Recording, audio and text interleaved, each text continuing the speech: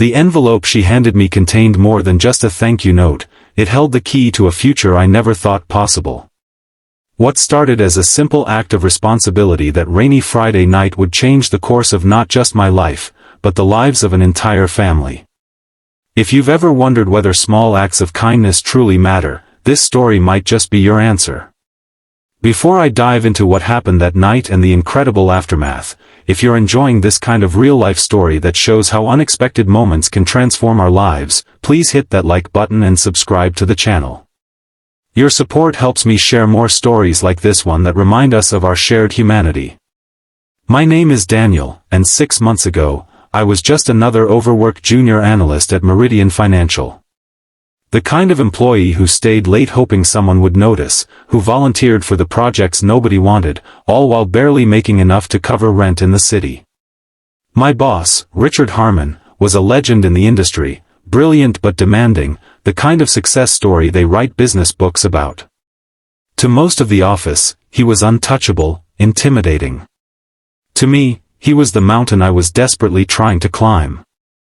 I'd been at Meridian for almost 2 years when it happened.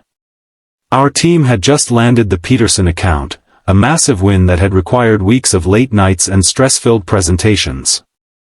The celebration at O'Malley's pub that Friday was well-deserved, with Richard unusually relaxed, buying rounds for everyone. To the best damn team in finance, he'd shouted, raising his glass for what must have been the 5th toast of the night. By 11, most of the team had filtered out, back to families, partners, or the comfort of their beds. But Richard kept drinking, his usual composed demeanor giving way to something more vulnerable.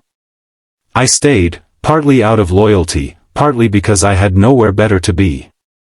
"You know what, Daniel," he slurred, leaning heavily against the bar. "You're the only one who really gets it. The others, they just want the paycheck. But you have the hunger." I nodded, uncomfortable with this new version of my boss but also secretly pleased at the recognition. When midnight rolled around, Richard could barely stand. The bartender gave me a look that said it all, time to go. Richard fumbled with his phone, trying to call an Uber, but his fingers weren't cooperating. "Let me drive you home, sir," I offered, taking his phone gently from his hands.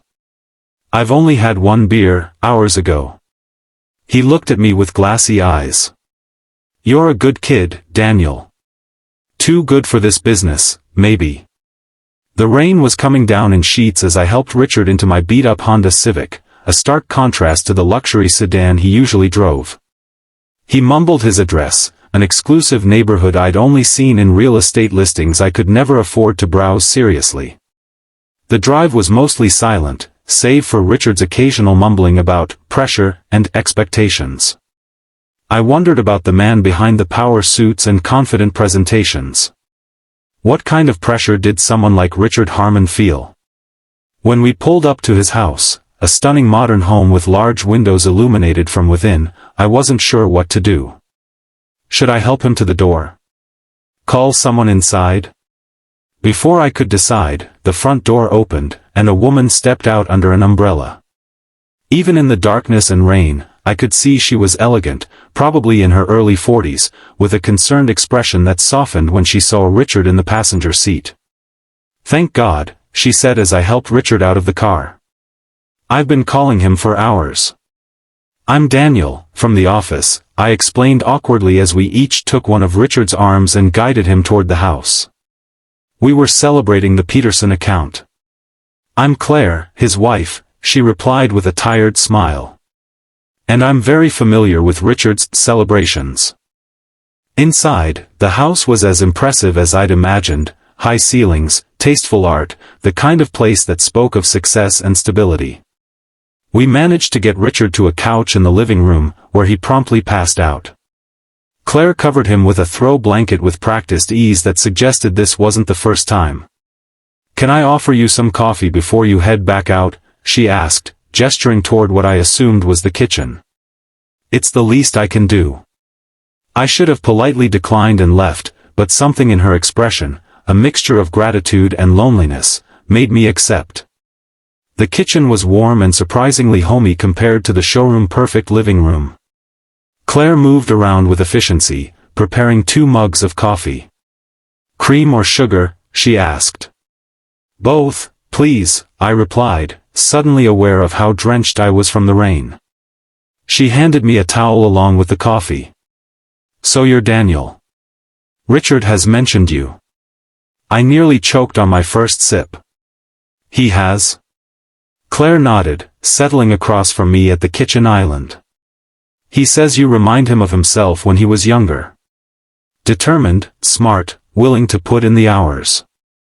I felt a flush of pride, quickly followed by confusion. Richard had never given me any indication that he thought of me as anything more than a competent employee. "I'm surprised," I admitted. "He's not exactly forthcoming with praise at the office." Claire's laugh was soft but tinged with something heavier. "Richard wasn't always like this, you know. The drinking, the obsession with work, the emotional walls. When we first met, he was passionate, present. He wanted to change the world through ethical investment." I tried to reconcile this description with the hard-driving, sometimes ruthless boss I knew. "What changed?" Claire stared into her coffee for a long moment. "Success, ironically. The more he achieved, the more he feared losing it all. The pressure to maintain the image, the lifestyle, the reputation, it's been crushing him for years. And instead of talking about it, he just works harder and drinks more." The vulnerability in her voice made me uncomfortable, but also curious.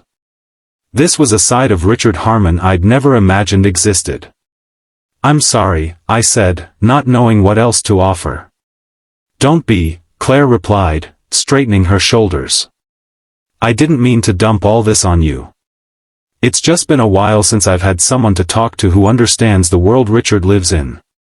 We talked for nearly an hour, about Meridian, about the finance industry's demands, about Claire's own career as an artist that she'd put on hold to raise their son, now away at college. It was strange how easy it was to talk to her, this woman I'd just met who lived in a world so different from mine. When I finally glanced at my watch and saw it was nearly 2 a.m., I stood up quickly. "I should go. Thank you for the coffee." Claire walked me to the door. "No, thank you, Daniel. Not just for bringing Richard home safely, but for listening. It means more than you know." I drove home through the now gentle rain, thinking about Richard and Claire, about the gap between perception and reality, about the price of success. I didn't expect anything to come from that night, just an awkward Monday morning when Richard would either thank me stiffly or pretend nothing had happened. But Monday brought a surprise. Richard called me into his office first thing, looking impeccable as always, no trace of Friday's vulnerability. "Claire told me what you did," he said without preamble. "Thank you." I nodded, uncomfortable under his direct gaze. "Anyone would have done the same, sir." "No, they wouldn't have," he replied firmly. "And I want to apologize for putting you in that position. It was unprofessional and unfair." I started to mumble that it was fine, but Richard held up a hand to stop me. "I've been watching your work, Daniel. You have potential that's being wasted in your current position. I'd like to offer you a place on the Westbrook project team." My heart nearly stopped. The Westbrook project was the most prestigious assignment at Meridian, usually reserved for senior analysts with years more experience than me. "Are you sure?" I asked, immediately regretting the question. Never question an opportunity, that was basic career advice. But Richard didn't seem offended.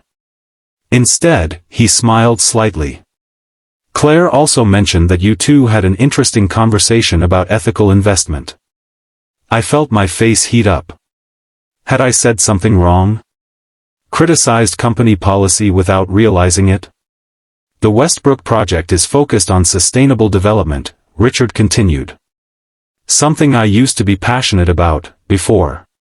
He trailed off, then cleared his throat. "Anyway, I think your perspective would be valuable. If you're interested." "I'm definitely interested," I said quickly. "Thank you for the opportunity." Richard nodded, already turning back to his computer. Good. Jennifer will email you the details. Meetings tomorrow at 9. I floated through the rest of the day, unable to believe my luck. Was this really happening because I'd driven my drunk boss home? It seemed too simple, too fortunate. That evening, as I was gathering my things to leave, the receptionist called me over. "This was delivered for you," she said, handing me a small, elegant envelope. Inside was a handwritten note on heavy cream stationery. Daniel. Thank you again for your kindness on Friday night. Richard told me about the Westbrook project. Congratulations. It's well deserved. I hope you won't think this presumptuous, but I've enclosed something I thought might interest you. Richard mentioned you're struggling with student loans. The enclosed information is about a foundation that offers loan forgiveness for promising professionals committed to ethical business practices. Richard sits on the board but has recused himself from your application process to avoid any conflict of interest. The deadline is next month. I hope you'll consider applying. Warmly. Claire Harmon. Beneath the note was a brochure for the Harmon Foundation for Business Ethics, with information about a program that offered up to $50,000 in student loan forgiveness. My hands trembled as I read the eligibility requirements. I qualified on every count. The next few weeks were a whirlwind. The Westbrook project was challenging but exhilarating, pushing me to grow in ways my previous position never had.